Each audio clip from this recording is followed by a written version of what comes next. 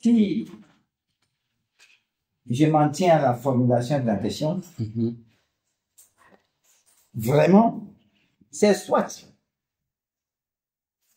cette question veut qu'on confirme effectivement que Marie est la mère de Jésus, ou bien c'est une question dubitative. C'est-à-dire, c'est une question de quelqu'un qui doute. Je dis que votre affaire là même. Est-ce que vraiment un être humain peut mettre au monde quelqu'un sans avoir des relations sexuelles? Donc c'est comme ça je vois la chose.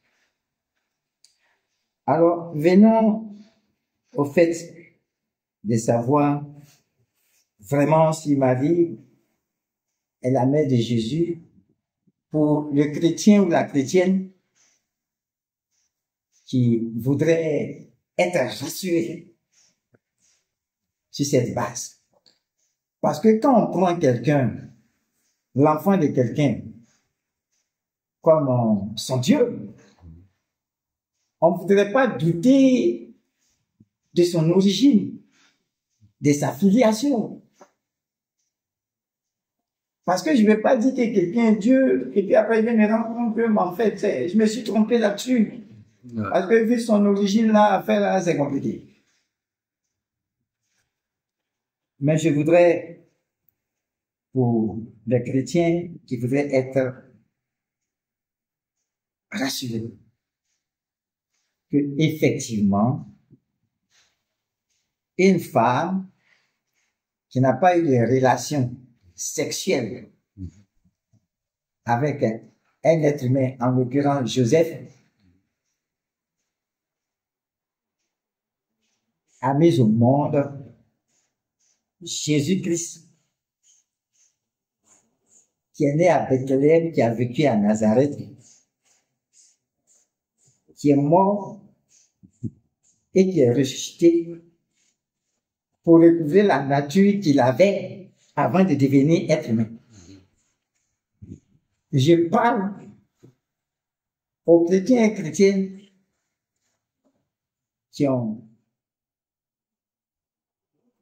conçu en eux la révélation de Jésus-Christ, c'est-à-dire qui sont enceintes de la révélation de Jésus-Christ, comme une femme qui porte en elle un bébé, personne ne peut venir lui dire que tu n'es pas enceinte. Parce que la femme même là, elle sait qu'elle est enceinte parce qu'il y a une vie en elle. Jésus-Christ est venu pour nous révéler le mystère de la vie, pour que la vie soit en nous. C'est pas l'intellect. Et donc nous croyons que Jésus est venu du ciel. Très bien. Très bien. Marie est vraiment la mère de Jésus.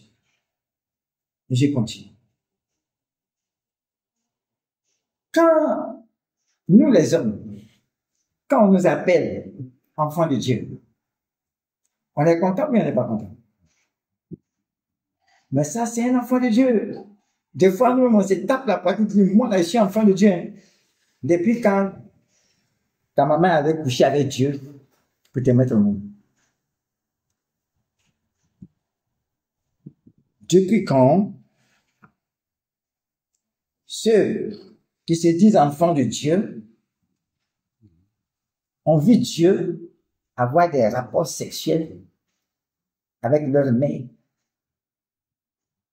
Est-ce que c'est Dieu qui avait fait la déclaration de naissance à la maternité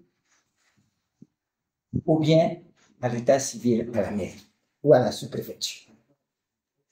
Mais pourtant, on est tellement convaincu qu'on tape notre poitrine pour dire je suis enfant de Dieu. Mais il faut comprendre la chose sur le plan spirituel. Il faut changer de paradigme. Il faut changer de paradigme. Maintenant, Jésus a pour mère Marie.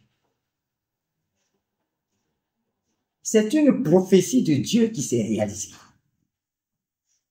Il faut qu'on comprenne ça très bien. C'est une prophétie de Dieu. Maintenant, si on parle que Dieu peut tout faire, que à Dieu rien n'est impossible, donc on croit. Si réellement on sait que la venue de Jésus a été prophétisée par Dieu et que Dieu peut tout faire,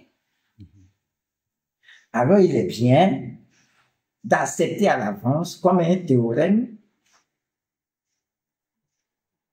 que Marie, elle a mis au monde un enfant sans qu'elle ait eu de rapport sexuel avec un être humain, parce que c'est Dieu qui l'a décidé, qui l'a prophétisé.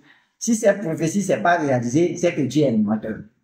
Donc Jésus là est la réalisation de la prophétie de Dieu. Et cela se trouve dans le premier livre de la Bible, la Genèse, c'est-à-dire le commencement des choses. Ça est dans la Genèse, dans le commencement des choses, et Dieu là, il est le Dieu de la génétique. Nous les hommes, on fait des manipulations, des cellules, on crée des races, des chiens, des espèces de tout, et Dieu n'a pas cette capacité. Bref, j'ai fait malheureusement cette parenthèse. Donc c'est Dieu qui prophétise. En Genèse chapitre 3, verset 15, Dieu fait la promesse. Certains appellent ça proto-évangile. Prototype. C'est le type. C'est l'évangile. C'est la parole de Dieu. Lorsque, selon la révélation que nous avons du christianisme qui fonde notre foi, qui est dans la Sainte Bible, dans les Saintes Écritures, il est dit ceci. Dieu s'attaque au diable parce que le diable a détourné l'homme de son bonheur, de sa voie. Et c'est Dieu qui menace le diable.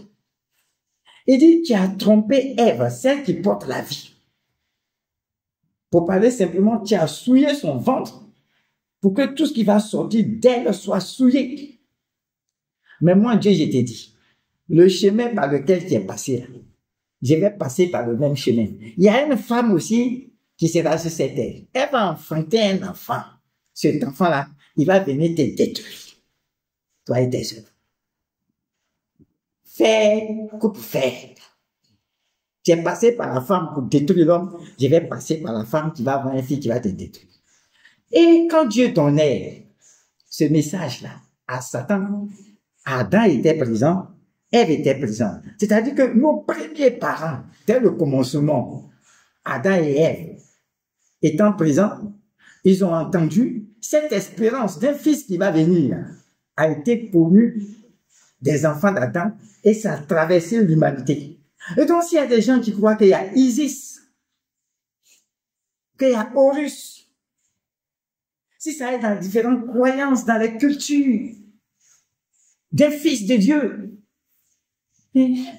c'est tout à fait normal. Mais les gens n'avaient pas la lumière et l'éclairage. Et donc, c'est Dieu qui a veillé sur sa parole, autant fixé selon ce que dit la Bible, l'apôtre Paul dans le livre des Galates, chapitre 4, verset 4. Quand les temps sont arrivés, fixés par Dieu, le miracle s'est opéré. Oh, écoutez, et cette naissance de Jésus, la Bible confirme cela, le Coran confirme cela. Donc là, les chrétiens et les musulmans, qui représentent, c'est pas mis ensemble, je ne sais pas quel est le pourcentage de la population, devaient dire aux êtres humains, sur cette affaire-là, taisez-vous, parce que c'est un mystère, que nous-mêmes on ne comprend pas. Donc, quand on parle de Jésus, ça devait faire taire même tous les commentaires. Parce que c'est une disposition de Dieu. Et Jésus dit, la Bible dit, quand Dieu écrit aux Hébreux, dans sa lettre aux Hébreux, il dit que le livre des Hébreux dit que avant, Dieu a parlé aux hommes à travers les prophètes. Mais maintenant, Dieu parle aux hommes à travers Jésus. Et il est dit que Dieu a dit aux anges, parmi les anges, là, Dieu a dit aux anges, il a indiqué Jésus pour dire, j'étais engendré aujourd'hui. C'est-à-dire que j'étais mis au monde aujourd'hui. Nous, les hommes, nous engendrons, les femmes, elles enfantent. Mais Dieu dit, j'étais engendré. C'est-à-dire que lui-même, il vit déjà au ciel. Donc, pour devenir être humain, c'est compliqué. Il y a des gens qui disent, non, j'étais là, et puis il y a des gens qui sont venus, après je me suis rendu compte qu'ils sont des anges. Et donc, comme je disais qu'il y a des personnes qui prennent l'aspect humain, mais ils sont pas humains. Mais pourquoi tu veux pas accepter que Jésus, qui n'est pas humain, sort par le ventre d'une femme?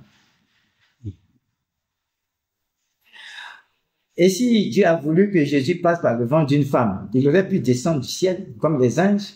Il y a plein de témoignages, mais c'est parce que Dieu voulait que Jésus participe à la condition humaine. C'est un homme qui peut plaider pour un homme. Un singe ne peut pas être l'avocat d'un homme.